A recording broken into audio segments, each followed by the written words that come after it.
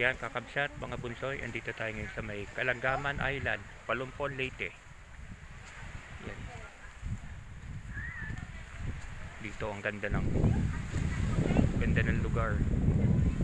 Actually, talagang walang tourist, wala nga talagang residents dito. Puro tourist lang. Yan. Mamaya magla-live tayo. Pakita ko lang tong ano. Yan. Kalangaman Island, Palumpon, Leyte. Andito tayo ngayon sa Kalangaman Island, Palumpon, Leyte. Welcome to Kalangaman Island. This is a 6.8 hectare amazing sanctuary of birds and rich aquatic products of Barangay Tinabilan, Palumpon, Leyte.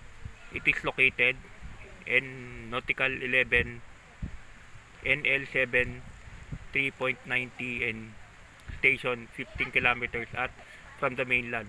The name was taken from Cebuano word langgam or bird. This place being a bird hub reckoned from well-known stories passed on from all generations of Palumpong Ganyos. Lots of birds swoop here on this island because of volume of fish surrounding this place. Likewise, the shape of the island expressively reflect white flapping wings.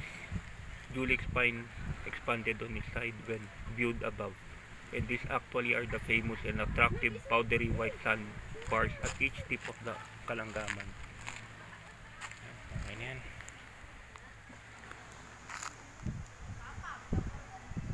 Basta dito tayo sa Kalangaman Island, Palumpon, Leyte.